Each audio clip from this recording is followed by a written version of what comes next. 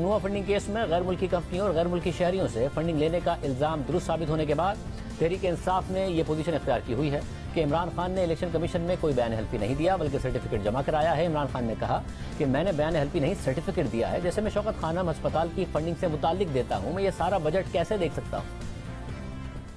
انہوں نے کہا عمران خان کو ڈسکوالیفائی کرنا چاہیے کیونکہ اس نے دستخط کیے تھے ان اکاؤنٹس کے اوپر 2012 میں۔ کیا فرق ہوتا ہے ایک ایفیڈیوٹ کا اور ایک سرٹیفکیٹ کا؟ ایفیڈیوٹ آپ وہ دیتے ہیں جو شہباز شریف نے عدالت کے اندر دیا تھا کہ میں انڈر اوتھ یہ کہتا ہوں کہ نواز شریف واپس آ جائے گا۔ ایفیڈیوٹ وہ ہوتا ہے جب اگر میں اپنی پراپرٹیز بتا رہا ہوں الیکشن کمیشن کو کہ میری کون کون سی پراپرٹیز ہیں۔ سرٹیفکیٹ کا بالکل مختلف مطلب ہے۔ شوکت خانم کا سالانہ جو کہ بجٹ ہے 16 ارب روپیہ ہے، میں ہوں چیئرمین بورڈ کا، میرے سامنے وہ آتا ہے بجٹ سائن کروانے کے لیے، اکاؤنٹنٹس ہوتے ہیں ہمارے، انہوں نے پورا دیکھا ہوتا ہے، پھر وہ آڈیٹرز وہ دیکھتے ہیں اس کو، پھر وہ مجھے بیٹھ کے کہتے ہیں کہ جی ہم نے یہ سارے اکاؤنٹس دیکھ لیے ہیں تو اب آپ اس کے اوپر سائن کر دیں۔ اور جب میں سائن کرتا ہوں تو میں یہ کہتا ہوں کہ to the best of my knowledge, جہاں تک مجھے پتا ہے یہ اکاؤنٹ ٹھیک ہے کیونکہ میں ان کے اوپر رلائی کر رہا ہوں، میں نے تو 18 ارب کی کوئی کاؤنٹنگ نہیں کرنی۔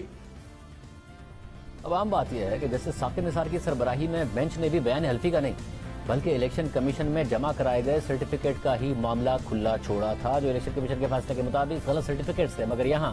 عمران خان یہ بات درست کہہ رہے ہیں کہ انہیں ہر فنڈنگ کا علم نہیں ہو سکتا ہے، مگر سوال یہ ہے کہ کیا عمران خان کو اپنے قریبی دوست عارف نقوی کی کمپنی سے تحریک انصاف کے اکاؤنٹ میں 21 لاکھ ڈالرز ٹرانسفر ہونے کا بھی علم نہیں تھا؟ یہ کیسے ہو سکتا ہے کہ اتنی بڑی رقم تحریک انصاف کے اکاؤنٹ میں ٹرانسفر ہو جائے اور عمران خان کو پتہ ہی نہ چلے؟ اس معاملے پر الیکشن کمیشن نے اپنے فیصلے میں واضح طور پر لکھا تھا کہ کمیشن اس بات سے مطمئن ہے کہ جو امداد اور چندہ تحریک انصاف نے حاصل کیا وہ ممنوعہ ذرائع سے حاصل کیا ہے، جس میں متحدہ عرب امارات کی کمپنی بوٹون کرکٹ کی طرف سے آئے 21 لاکھ ڈالرز بھی شامل ہیں، اور پاکستان تحریک انصاف نے جانتے ہوئے رضامندی کے ساتھ عارف نقوی کی بوٹون کرکٹ نامی کمپنی سے ممنوعہ فنڈز حاصل کیے۔ اس کے علاوہ عارف نقوی کی بوٹون کرکٹ سے تحریک انصاف کو لاکھوں ڈالرز کی منتقلی کے بارے میں برطانوی صحافی سائمن کلارک نے حال ہی میں چھپنے والے اپنے آرٹیکل میں مزید تفصیلات بتائی ہیں۔ فائنینشل ٹائمز میں شائع ہونے والی اپنی رپورٹ میں سائمن کلارک نے لکھا ہے کہ پاکستان میں سیاسی جماعتوں کو فنڈ کرنے کے لیے غیر ملکی شہریت رکھنے والے افراد اور غیر ملکی کمپنیوں پر پابندی عائد ہے،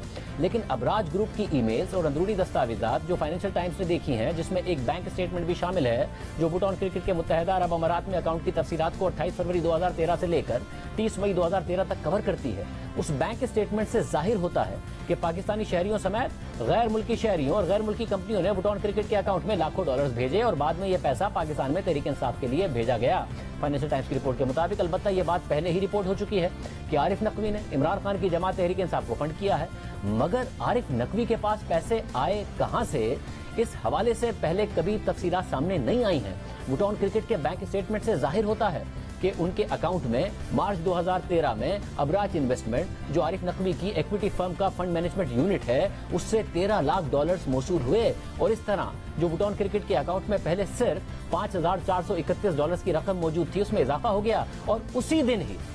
ہی بوٹون کرکٹ کمپنی نے موصول ہونے والے 13 لاکھ ڈالرز کو پاکستان میں تحریک انصاف کے اکاؤنٹ میں منتقل کر دیا، اور پھر ابراج گروپ نے اس رقم کو ایک ہولڈنگ کمپنی کے نام پر ایکسپینس کر دیا جس کے ذریعے وہ پاکستان میں کے الیکٹرک کو کنٹرول کرتا ہے۔ صرف یہی نہیں، فائنینشل ٹائمز کی تحقیقاتی رپورٹ کے مطابق بینک اسٹیٹمنٹ اور ٹرانزیکشنز کی تفصیلات سے پتہ چلتا ہے کہ اپریل 2013 میں بوٹون کرکٹ کے اکاؤنٹ میں مزید 20 لاکھ ڈالرز آئے، اور یہ 20 لاکھ ڈالرز دینے والے شخص شیخ ابو النہیان بن مبارک النہیان ہیں، جو متحدہ عرب امارات کے شاہی خاندان کے رکن ہیں، وہاں کی حکومت کے وزیر ہیں اور پاکستان میں بینک الفلاح کے سربراہ ہیں۔ رپورٹ کے مطابق اس کے بعد عارف نقوی نے اپنے ایک ساتھی سے ای میلز کا تبادلہ کیا اور کہا کہ تحریک انصاف کو مزید 12 لاکھ ڈالرز بھیجے جائیں۔ فائنینشل ٹائمز کے مطابق بوٹون کرکٹ کے اکاؤنٹ میں متحدہ عرب امارات کے شیخ اور وزیر کی طرف سے جس دن 20 لاکھ ڈالرز آئے اس کے 6 دن بعد عارف نقوی نے 12 لاکھ ڈالرز پاکستان میں 2 قسطوں کی صورت میں بھیج دیے۔ رفیق لاکھانی جو ابراج گروپ کے سینئر ایگزیکٹو تھے اور جو کمپنی میں کیش فلو کو سنبھالنے کے ذمہ دار تھے، انہوں نے عارف نقوی کو اپنے ایک ای میل میں لکھا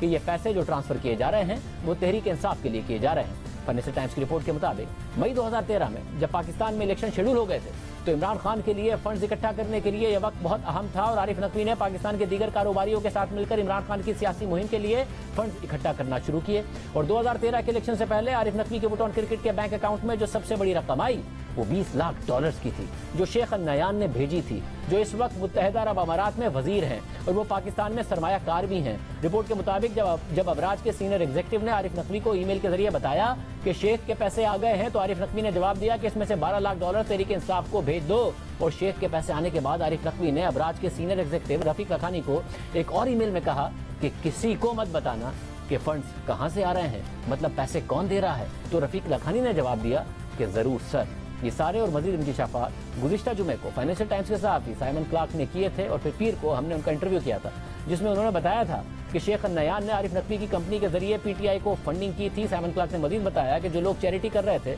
उनको ये मालूम तक नहीं था कि उनके पैसे तहरीक इंसाफ को जा रहे हैं।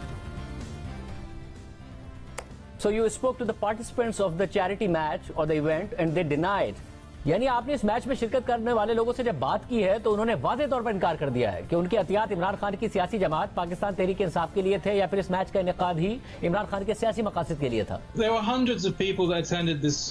cricket match. 2010 से 2012 तक के 3 सालों में सैकड़ों लोगों ने उन क्रिकेट मैचेस में हिस्सा लिया और इन मैचेस में हिस्सा लेने वाली जिन शख्सियात से मैंने बात की है उनका कहना है कि उनके बिल्कुल इल्म में नहीं था कि एहतियात का पैसा कहां इस्तेमाल होगा और वो हैरान रह गए जब मैंने उन्हें बताया कि शायद ये पैसा पाकिस्तान तहरीक इंसाफ के लिए गया है। हो सकता है कि वोटों में जमा किया गया कुछ पैसा दूसरे मकासद के लिए भी इस्तेमाल किया गया हो, मगर यकीनी तौर पर जिन लोगों से मैंने बात की उनका कहना था कि उन्हें बिल्कुल अंदाजा नहीं था कि एहतियात का पैसा पाकिस्तान तहरीक इंसाफ को जाएगा। यहाँ ये जानना जरूरी है कि मेरा आर्टिकल क्या कह रहा है और तहरीक इंसाफ क्या कह रही है। तो तहरीक इंसाफ इस बात की तस्दीक करती है कि आरिफ नकवी की कंपनी वोट ऑन क्रिकेट ने तहरीक इंसाफ को $21 लाख भेजे और मेरा आर्टिकल ये बताता है कि इसमें $13 लाख अबराज से आए थे और बैरून मुल्क मुकीम पाकिस्तानी शहरियों ने नहीं दिए थे। इसके साथ साथ वोट ऑन क्रिकेट को $20 लाख शेख अल नयान ने दिए थे जो अबू धाबी के शाही खानदान के रुकन हैं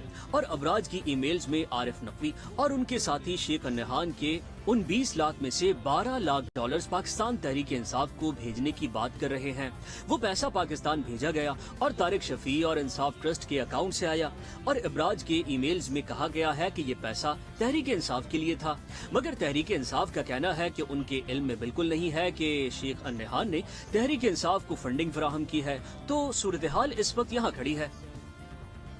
इस सारी सूरत हाल में कानूनी तौर पर क्या इम्कानात है कि इमरान खान साहब को कुछ ना हो, तहरीक इंसाफ को कुछ ना हो?